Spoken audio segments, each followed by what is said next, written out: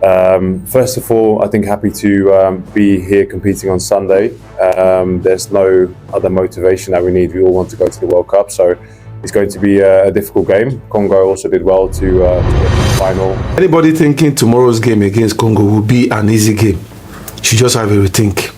Because these Congolese guys, people are not really putting eyes on them because most of their games they've been playing, they not really find themselves under pressure because they have nothing to lose. Check the way they played against Cameroon. Cameroon are actually the people that need to prove points, but they just went there. They always go to their matches, do what they need to do. If they win, fine. If they don't win, fine, because there is nothing really at stake. So they're not really playing under any pressure.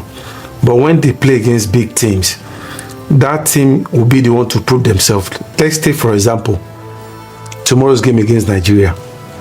We are the team that have the best talent. If you look at the caliber of players that will be parading against Congo tomorrow, we have so many in our squad, and all eyes will be on those boys to give their best. Everybody is expecting to be an easy ride. But when Congo go into games like that, they have nothing to lose. Even the last 6 games they played, they won 5 of it. It was only Senegal that beat them at home, and it was a narrow loss. They lost 2-3 to Senegal. And I'm very sure, even though I didn't take that game, looking at the statistics, Senegal will have been thinking, you know what, we are one of the best, so let's just go there and just do what we need to do. But sometimes when you are playing against underdogs, you are the one that have something to prove, because those underdogs you are playing against, they have nothing to lose. So this exactly is what is going to apply tomorrow. And it seems very, very dangerous the way they play. Because if you give them the chance to score you first, it's going to be difficult for you to come back. So tomorrow's game, though we are all optimistic that at least there's no point Nigeria not winning Congo tomorrow, because they are far away from where we are in terms of playing football. But sometimes in football, when you're playing an underdog who has nothing to lose, you have to prove yourself. That is exactly what Nigeria needs to do tomorrow. So it's good for us to be optimistic, like I said, but let's not take that game with levity, because if they get us unaware, it will be difficult to bounce back. Because when you look at the statistics on the ground, how many players do you even know in their squad? I can only think of 2 players for me that I know that plays in that squad. One Saka, who was playing for Man U. I think he's at West Ham United now. And Wissa, formerly playing for Brentford, now moved to Newcastle, but he's been injured for long. I don't know if he's back now. I'm not sure Wissa is back. So looking at the other players in that Congolese team, who else do you want to pinpoint that, okay, this one is making his way in the world football? But sometimes having a good team is better than having talent. Because if you have talent and they are not playing together as a team, there comes a problem. So Super Eagles, please, we are begging, please go into that game tomorrow with the mindset that you are playing a team like Senegal, Cameroon, because this is exactly what happened to us in that group. If you look at our group in the qualifiers, apart from South Africa, other teams in that group, it should have been an easy ride for us. We went into some of those games with high expectation, thinking we don't need to do too much. This one, we just sweep them aside. But at the end of it, look at what happened. We shouldn't be going through this kind of playoffs. But look at where we find ourselves. Please, Super Eagles, we are begging. Please, just go into that game with full expectation. Don't take anything for granted, because these guys are very, very dangerous. These Congolese are very, very dangerous. Looking at their statistics, their last 6 games they played, they only lost to Senegal at home through the qualifier, which was 3-2. They defeated Mauritania 2-0. After that, they beat South Sudan 4-1. They now played against Togo. They beat Togo. After beating Togo, they beat South Sudan again at home. And just the same day we beat Gabon, they narrowly defeated Cameroon 1-0. So you can see their last 6 games, they've only lost 1.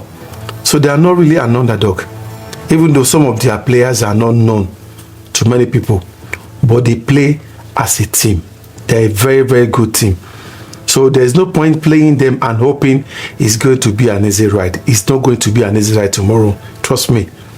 It's not going to be an easy ride. It's going to be a game that they will come in there to do what they've been doing in their past 6 games.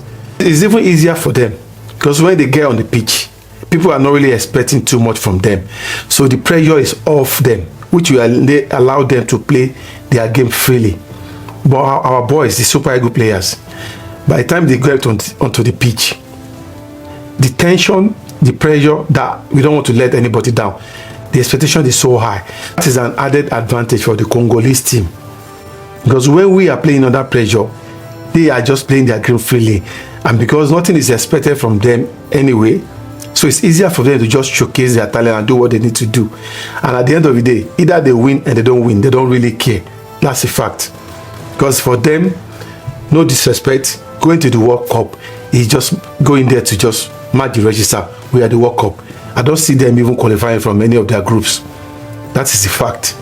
And the fact that after whoever wins tomorrow is not automatically going to the World Cup. We're still going to play intercontinental playoffs, which is where we find ourselves, unfortunately. But let's just even qualify to, let's just beat Congo tomorrow. Then we'll now think of other continental opponents that will be meeting, maybe from Asia, South America, wherever. We don't know yet. But let's just do what we need to do. Let's go into that game and just win convincingly. Like I said, no underdogs anymore in football. Let's just take this game as serious as the other games we've been playing, especially the way we played against Gabon. Let's play as if we are playing Germany, as if we are playing Spain, as if we are playing Brazil, as if we are playing English team. No room for excuses tomorrow. I wish Super Eagles all the very best. I know it won't be easy for them to win, because like I said, the pressure is much, but I expect them to win. But how do they win easily? Not writing off the team they're playing against. Because if they do that, it might be disastrous for us. So please, Super Eagles, we are begging once again, go into the match with high expectation as expected. But don't take those Congolese team for granted, because they can cause serious damage. And if they cause serious damage, they have nothing to lose. And imagine what the press will be saying. Imagine Nigeria losing to a team like Congo. You know, it doesn't speak well. So please, Biko, we're begging you, take this game seriously. I wish Super Eagles all the very best tomorrow. Like I said, as a Nigerian, I'm very optimistic. I expect them to win. But let's go into the game as expected with full force. So please, Super Eagles, I wish you guys all the very best tomorrow. Please don't let us down. I take Super Eagles to win 3 or 4-1. And Osimhen to score. Osimhen will always score. For me, all day long. I always support Victor Osimhen to score all day long.